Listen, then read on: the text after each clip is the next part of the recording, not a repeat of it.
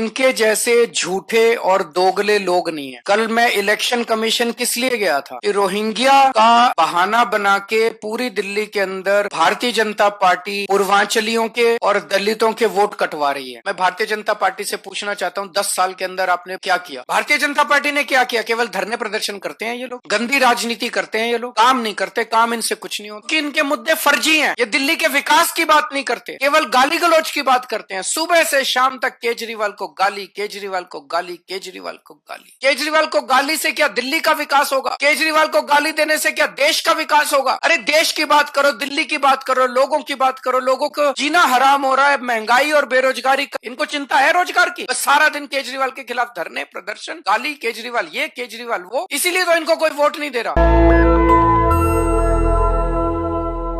पिछले कई दिनों से मेरे पास तमाम दिल्ली भर से लोग आ रहे हैं। मैं भी दिल्ली में घूमता रहता हूं, लोगों से बात कर रहा हूं।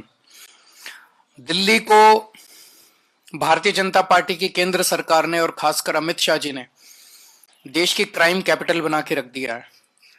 इतने ज्यादा अपराध हो रहे हैं, इतने ज्यादा अपराध हो रहे हैं, खुलेआम चोरियां हो रही हैं, डकैती हो रही है, चेन स्नैचिंग हो रही है, महिलाओं का घर से निकलना मुश्किल हो गया है, गैंग वॉर हो रहे हैं।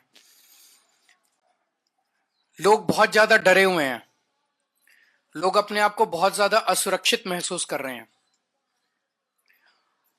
भारतीय जनता पार्टी को और इनकी केंद्र सरकार को दिल्ली के लोगों से कोई लेना देना नहीं है। ये लोग तो दिल्ली वालों से नफरत करते हैं और इसी नफरत का नतीजा है कि आज 25-27 साल से भारतीय जनता पार्टी दिल्ली की सत्ता में नहीं आ पाई है। लेकिन हमें तो लेना देना है, दिल्ली के लोग तो हमारे हैं, दिल्ली के 2 करोड़ लोग हमारा परिवार हैं। अगर दिल्ली में किसी को तकलीफ होती है तो केजरीवाल के दिल में दर्द होता है, मुझे तकलीफ होती है, तो हम चुप नहीं बैठ सकते।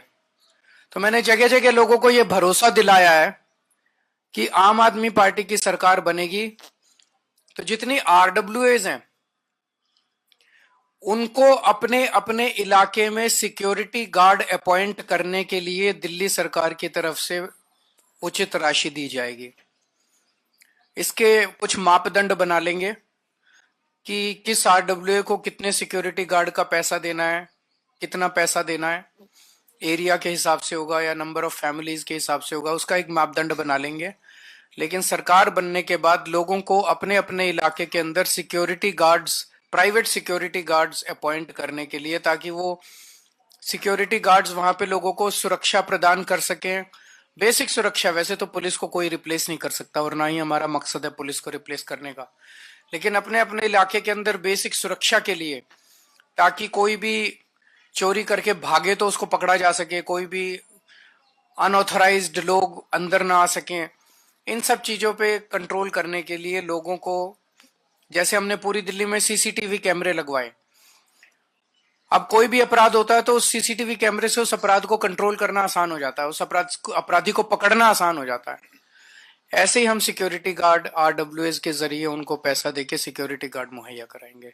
ये भी हमारी एक गारंटी है इस चुनाव के अंदर।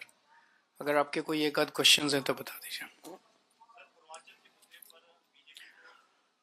बीजेपी धरना पार्टी बन गई है। रोज इनके लिए मैं सोच रहा हूँ एक टेंट लगवा देता हूँ बाहर, मेरे घर के बाहर, और परमानेंटली ये भी 100-200 आदमी वहां बिठा दें।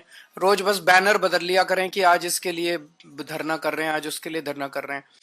इनके जैसे झूठे और दोगले लोग नहीं है। कल मैं इलेक्शन कमीशन किस लिए गया था? इलेक्शन कमीशन इसलिए गया था, इलेक्शन कमीशन से ये शिकायत करने कि रोहिंग्या का बहाना बना के पूरी दिल्ली के अंदर भारतीय जनता पार्टी पूर्वांचलियों के और दलितों के वोट कटवा रही है। ये खुद ही जेपी नड्डा साहब ने संसद के अंदर कबूल किया था कि हम पूर्वांचली और दलितों के वोट कटवा रहे हैं। कल उसी की शिकायत करने के लिए मैं गया था कि पूर्वांचलियों के वोट कटवा रहे हैं, और ये मेरे ऊपर उल जलूल वो लगा रहे हैं। जितना काम आम आदमी पार्टी ने, जितने एमएलए पूर्वांचल समाज से बनाए, आप देख लो जितनी टिकटें हम देते हैं और जितनी टिकटें ये देते हैं। पूर्वांचल से जितने लोग आते हैं वो कच्ची कॉलोनियों में रहते हैं। कच्ची कॉलोनियों के अंदर 2014 के पहले जीना मुश्किल था, नरक की जिंदगी थी, कीचड़ ही कीचड़ रहता था, कोई विकास नहीं था। सुप्रीम कोर्ट और केंद्र सरकार के ऑर्डर्स के मुताबिक वहां विकास नहीं हो सकता था। कच्ची कॉलोनियों में 90% से ज्यादा लोग पूर्वांचली रहते हैं। मैं भारतीय जनता पार्टी से पूछना चाहता हूं, 10 साल के अंदर आपने कच्ची कॉलोनियों के लिए क्या किया? एक भी सड़क बनवाई इन्होंने? एक भी गली बनवाई इन्होंने पूर्वांचल समाज के लिए? एक भी विकास का काम किया इन्होंने पूरी दिल्ली में? कच्ची, तो हमारे पास इतना पैसा था, इतनी पावर थी, कर देते।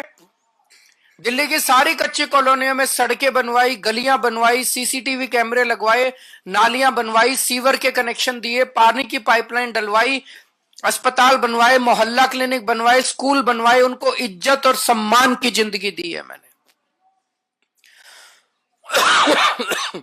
आज जिन कच्ची कॉलोनी में 3,000 रुपए गज का रेट था 2015 में, आज वहां 1 लाख रुपए का ऊपर का गज का रेट है और लोगों को सम्मान की जिंदगी मिली है।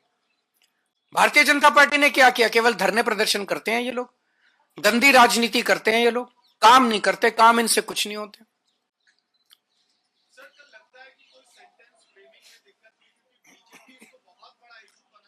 बीजेपी के बनाने से इशू बनते नहीं है।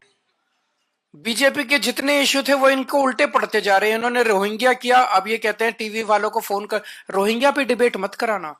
फिर उन्होंने शीश महल उठाया, अब टीवी वालों को फोन करके शीश महल पे डिबेट मत कराना। जितने मुद्दे ये उठा रहे हैं वो इनको उल्टे पड़ रहे हैं। क्यों? क्योंकि इनके मुद्दे फर्जी हैं। ये दिल्ली के विकास की बात नहीं करते, केवल गाली गलौज की बात करते हैं। सुबह से शाम तक केजरीवाल को गाली, केजरीवाल को गाली, केजरीवाल को गाली। केजरीवाल को गाली से क्या दिल्ली का विकास होगा? केजरीवाल को गाली देने से क्या देश का विकास होगा? अरे देश की बात करो, दिल्ली की बात करो, लोगों की बात करो। लोगों को जीना हराम हो रहा है, महंगाई और बेरोजगारी। कल भी मैं गया था शाम को एक झुग्गी बस्ती के अंदर, बेरोजगारी का ये आलम है। एक एक घर के अंदर बच्चे बैठे हैं बिना रोजगार के। इनको चिंता है रोजगार की? इनको चिंता है बच्चों की कि उनको रोजगार कैसे देंगे? महंगाई से लोगों का घर का खर्चा नहीं चल रहा, चिंता है इनको? बस सारा दिन केजरीवाल के खिलाफ धरने, प्रदर्शन, गाली, केजरीवाल ये, केजरीवाल वो। इसीलिए तो इनको कोई वोट नहीं दे रहा। नेशनल दस्तक की आपसे गुजारिश है कि अगर इसको बचाना चाहते हैं तो नेशनल दस्तक को सब्सक्राइब करने के लिए रेड कलर के सब्सक्राइब बटन को दबाएं, फिर बेल आइकन की घंटी दबाएं। नेशनल दस्तक को बचाने के लिए बहुत जरूरी है कि हर खबर को शेयर करें, लाइक करें, कमेंट जरूर करें।